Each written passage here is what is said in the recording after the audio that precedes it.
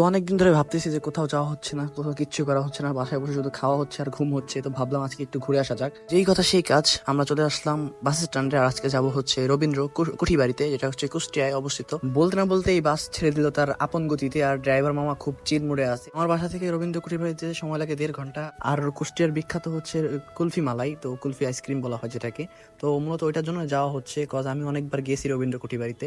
And সকালের আকাশটা ছিল একদম অসাধারণ, কজ সূর্যমা কিছুক্ষণ আগে তার সোনালী কিরণ দিতে শুরু করেছে। তো সবকিছু মিলে একদম অসাধারণ একটা দিন ছিল, এবং রাস্তার দুই ধারের দৃশ্য আমাদেরকে বিমোহিত করে তুলেছিল।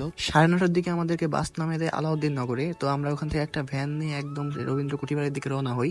এন্ড অনেস্টলি বলতে গেলে হচ্ছে আমি একদম পুরো নানু বাড়ির ফিল পাচ্ছিলাম, কজ আমি যখন ছোটবেলায় নানু বাড়ি যাইতাম তো ওই টাইমে হচ্ছে আমি ভ্যানে করে যেতাম। তো প্রথমত আমরা চলে যাই নদীর পাশে, যেখান থেকে হার্ডিং ব্রিজ দেখা যায়, যেটা খুব কাছেই ছিল আমাদের। অ্যান্ড এটা হচ্ছে সেই ঐতিহ্যবাহী ব্রিজ, যেটা 1948 সালে ব্রিটিশ সরকার তৈরি করেছিল ট্রেনের জন্য। এখনো এটা সেই ট্রেনের জন্যই চলাচল করে, এটা সেই ট্রেনের ব্রিজই আছে। তো এদিকে আমার ফ্রেন্ড তো একদম ক্লান্ত হয়ে গেছে, রোদে পুরো একদম অবস্থা খারাপ। তো আমাদের সকালে কিছু খাওয়া হয়নি, যার কারণে আমরা একটা হোটেলে চলে আসলাম। খাই দায়ের পর্ব শেষ করে আমরা বের হয়ে গেলাম গ্রামটি ভিজিট করতে। গ্রামটির একটি স্কুল ছাড়া আমাদের নজরে কিছুই পড়লো না। গ্রামটিতে আর কিছুই নেই তেমন, একটা বাজার আছে ছোট। আর এদিকে আমার বন্ধু হাঁটতে হাঁটতে অবস্থা খারাপ হয়ে গেছে। তো অনেক জল্পনা কল্পনা শেষে আমরা চলে আসলাম কুঠিবাড়িতে। কুঠিবাড়িতে আসার সাথে সাথে আমার কাছে মনে হলো যে এটা একটু অন্যরকম লাগছে, কজ এর আগে যতবার এসেছি তো অনেক লোকজন ছিল, ক্রাউড প্রচুর ছিল। তো এবার একদম মানুষজন নেই বললেই চলে। তো যেহেতু মানুষজন নেই, একদম পুরো ফাঁকা, তো এই সুযোগটা আমি মিস করতে চাই নাই। এর আগে আমি অনেকবার এসেছি, তো ওই টাইমে আমি ভিডিও করতে চেয়েছিলাম, বাট এত মানুষ ছিল, এত ক্রাউড ছিল, যার কারণে আমি শাই ফিল করতাম আর ভিডিও করতে পারতাম না। তো এখানে প্রতিটি টিকিটের মূল্য 30 টাকা।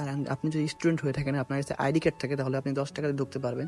তো কুঠিবাড়ির ঠিক পশ্চিম সাইডে একটা পুকুর আছে, একটা বাগানও আছে। তো এখানে গিয়ে দেখি কিছু লোক লোকসঙ্গীত গাচ্ছে। তাদের থেকে খানিকটা দূরে পুকুরের বেঞ্চে আমি বসে পড়ি অ্যান্ড তাদের গানগুলো শুনতে থাকি যে কেমন হচ্ছে। আসলে পুরো গানটা একদম একদম পারফেক্ট ছিল। তাদের বাদ্যযন্ত্র চালানো, গানের গলা একদম পুরো পারফেক্ট ছিল। তো আমি ভেবেছিলাম কিছুক্ষণ ওখানে গিয়ে বসবো। পরে গিয়ে দেখি যে এখানে বসলে হচ্ছে, যারা বসছে তাদেরকে টাকা দিয়ে গান শুনতে হচ্ছে। আমি কেন টাকা দিয়ে গান শুনবো, আমি তো ফ্রি গান শোনার পাবলিক।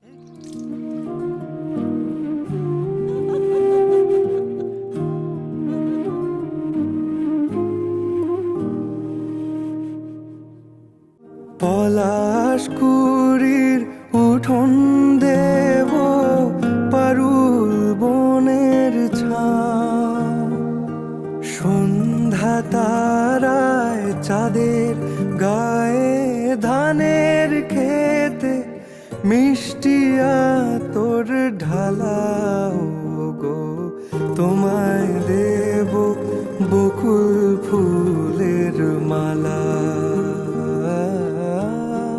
তো অনেকক্ষণ ঘোরাঘুরির পরে আমরা বের হয়ে গেলাম, এন্ড গেট থেকেই আমরা কুলফিটা নিলাম। এটা হচ্ছে স্পেশাল কুলফি। কুলফি হচ্ছে দুইটা আছে, একটা হচ্ছে নর্মাল কুলফি, এটা 40 টাকা, এন্ড এটা হচ্ছে স্পেশাল কুলফি, এটা 60 টাকা। বা অনেক কাছ থেকে 70 টাকা নেয়, 100 টাকাও নেয়, যে যে ব্যাপারে মুরগির মতো বানায় নিয়ে যায়। তো ওনারা হচ্ছে পুরো বাংলাদেশে ডেলিভারিও দেয়। আপনার যদি দরকার হয়, আপনারা ফোন দিয়ে কয় পিস লাগবে সেটা জানাবেন, এন্ড লোকেশন দিবেন, অ্যাডভান্স পেমেন্ট দিবেন, তারা অবশ্যই দিয়ে আসবে। কুলফিওয়ালা আমার অনেক ফ্রেন্ডলি থাকে। তো এর মধ্যে তাদের সাথে কথা বলতে বলতে দুষ্টামি করতে করতে বৃষ্টি চলে আসলো। তাই আমরা একটা দোকানে ঢুকে গেলাম, এন্ড জিনিসপত্র কেনার ভান করছি, দেখছি যে কোনটা পছন্দ হয় কোনটা পছন্দ হয় না। তো কিছুক্ষণ থাকার পর বৃষ্টি শেষ হয়ে যায়। এর মধ্যে আমার ফোনের ব্যাটারি ডাউন হয়ে যায়, আর কোনো ভিডিও করতে পারি নাই। তো এখান থেকে আমরা চলে আসি। তো চলে আসার সময় আর ভিডিও করা হয়নি। তো আজকে ভিডিও পর্যন্তই। ভালো থাকবেন, সুস্থ থাকবেন, আল্লাহ হাফেজ।